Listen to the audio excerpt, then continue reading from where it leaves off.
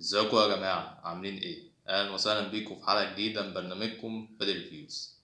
كل سنة وانتم طيبين بمناسبة السنة الجديدة، ونتمنى من السنة الجديدة ان هي تبقى احسن من السنة اللي فاتت، ونتمنى من ربنا كلنا ان الوباء بتاع السنة دي ما يستمرش اكتر من كده. ده احنا كفاية ان احنا قعدنا في البيت حوالي سنة لدرجة ان الواحد كرشه دلدل. الحمد لله. في الكريسماس في عادات وتقاليد لازم ان هي تتعمل، همهم ان شجرة الكريسماس لازم تتعمل، وان العيلة لازم يتجمعوا مع بعض، واخر حاجة ان هما لون 1 و 2 لازم يكونوا شغالين في التلفزيون.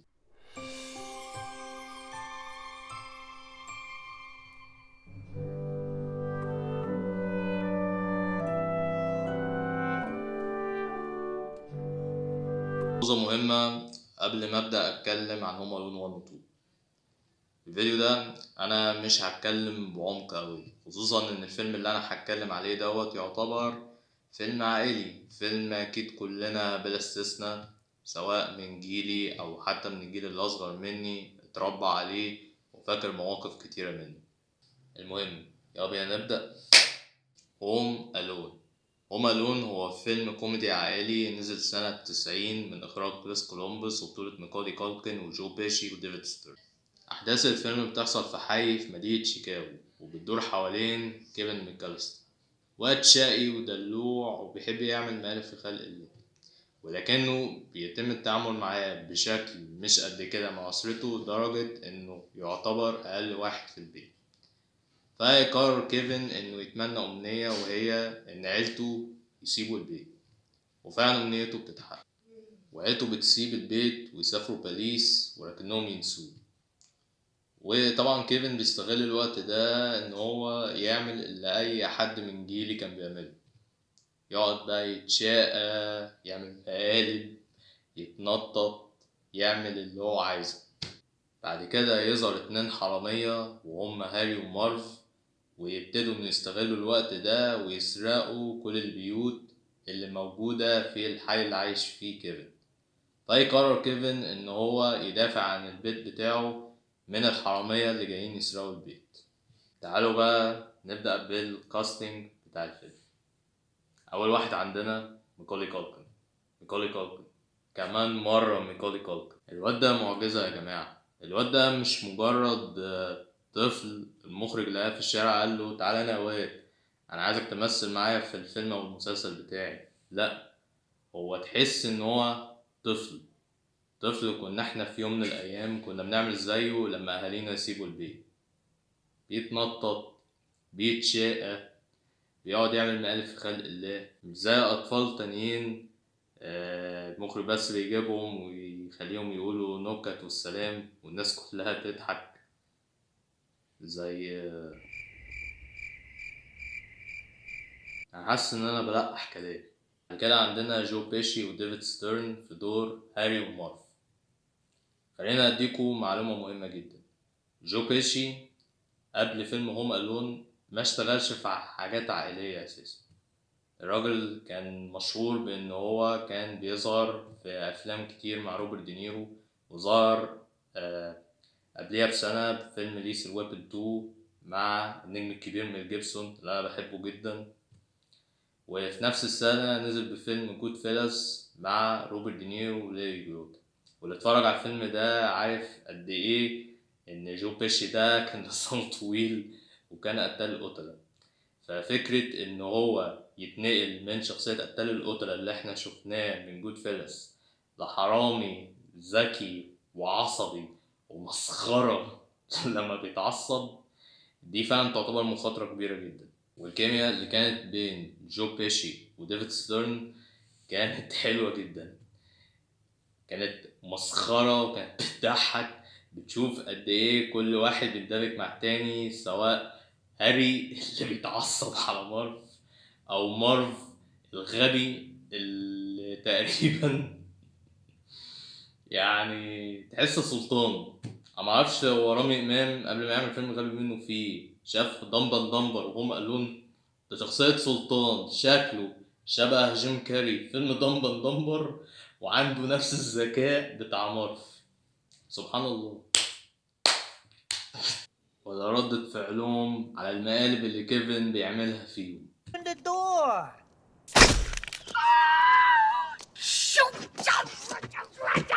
What? What? What? What happened? Get that little... مالك في ايه؟ بطنك وجعك؟ عايز تشرب؟ تستخلص؟ فكني يا غبي فكني!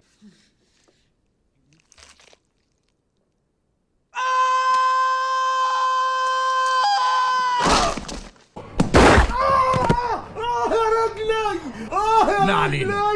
وعلى سيرة المقالب في الفيلم هنا كانت حلوة جدا وممتعة وتموت من الضحك، ولسه لحد دلوقتي فاكرهم كلهم. وأكتر واحد بحبه هو المقلب اللي كيفن رمى علبة بويا على هاري ومارف، واللي يضحك في المقلب ده ردة فعل كل واحد ما بينهم. ما شاء الله عليك يا مارف، انت ايه ده ممسوح، ايه ما بتفكرش. اللي ساعد كمان ان المقالب دي تكون ممتعة وحلوة هو التصوير بتاع الفيلم اللي قام بيه كريس كولومبوس. التصوير في الفيلم هنا روعة. اللي عجبني في التصوير هنا هو قد ايه انه في روح كده، تحس كده بروح الكريسماس، لدرجة انك انت ممكن تاخد كادر من الكادرات اللي موجودة في الفيلم اللي ليها علاقة بالكريسماس، وممكن تقوم تطبعها تحت وتحطها كأنها وول بيبر على الحيطة، أو تحطها ككفر على الكمبيوتر أو اللاب أو حتى على الموبايل. تصوير كمان لعب بشكل حلو جدا في إن يكون الكوميديا في الفيلم هنا فعالة وتخليك تموت من الضحك بدون اللجوء لكليشات. وعشان تفهموا أكتر شوفوا المشهد ده. I don't get it. I mean, right now it looks like there's nobody home. Last night the place is jumping. Something ain't right. Go check it out.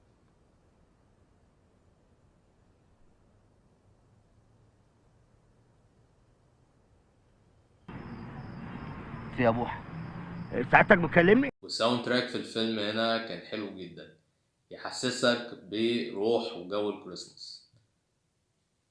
الكومبوزر او الملحن بتاع الفيلم هنا هو جون ويليامز، اللي قدم ساوند تراكس عظيمة لأفلام زي جوراسيك بارك، انديانا جونز، جوز، سيفينج برايفت راين، ماينيورتي ريبورت، وأول 3 أجزاء من هاري بوتر.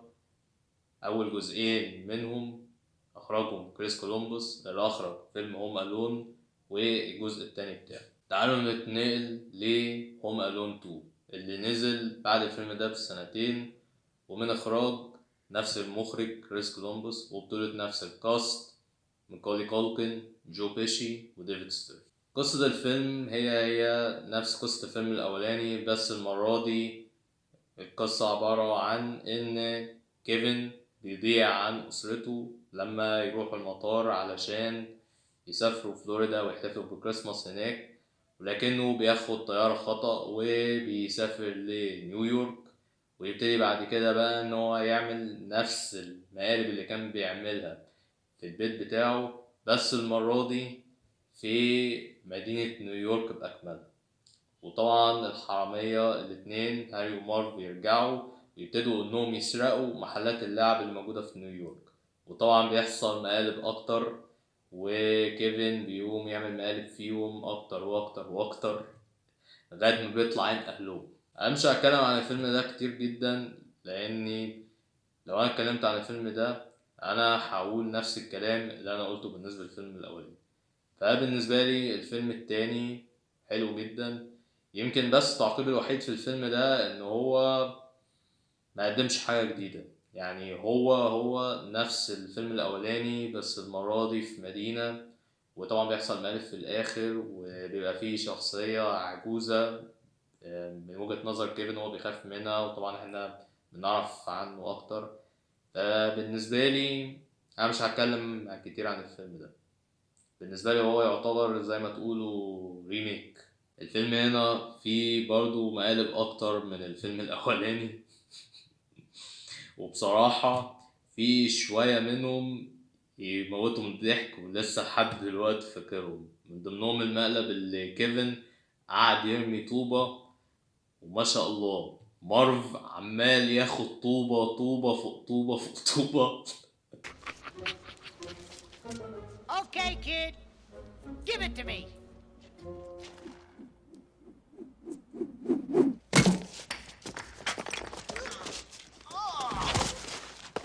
Direct it.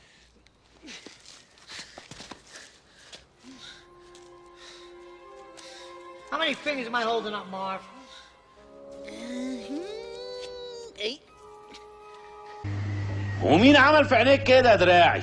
مالها عينيا يا ريس؟ انت احول ياض. احول؟ انت فاجئتني بالموضوع ده. يا عيني عليك يا مارف، انت محدش بيعمل لك حساب يا اخي ولا ايه؟ ما انت لو عندك دماغ كنت هتفكر وكنت هتبعد عن الخطة. الفيلم كمان فيه ظهور خاص لدونالد ترامب ايام الكحرطة، ايام ما ربنا يكرمه ويبقى رئيس امريكا في يوم من الايام. بعد هوم الون 2 نزل بعد كده الجزء الثالث سنة 97، السنة اللي انا اتولدت فيها. وبصراحة انا اشك ان هو كان بيتعرض كتير، ما بيتعرضش غير كل فين وفين. وبصراحة ما عجبنيش عشان اكون صريح معاك. بس اللي فاكره بس في الفيلم ان الفيلم ده كان فيه ايوه سكارلت جوهانسون. يا جدعان اللي قدامكوا ديت كانت سكارلت جوهانسون ايام الكحرطة. ونزل بعد كده جزء رابع وجزء خامس، والاتنين دول كانوا نزلوا على DVD ونزلوا على التلفزيون.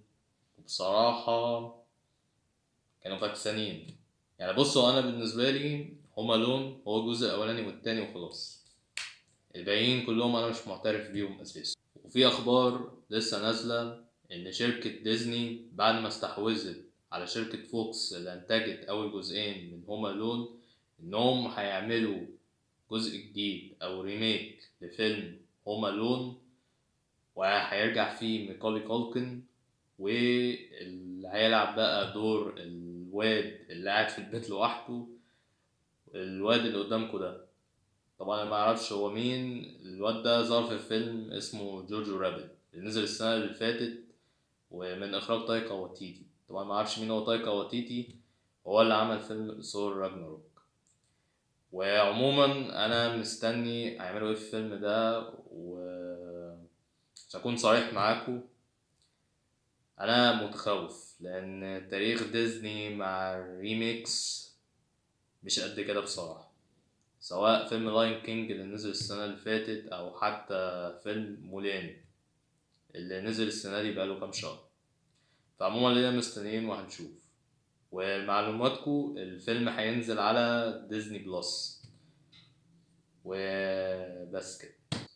لو عجبتك الحلقة متنساش تعمل لايك وشير وسبسكرايب، وما تنساش تدوس على جرس التنبيهات عشان ما تفوتكش الحلقات الجديدة، وما تنساش تشوف الحلقات القديمة.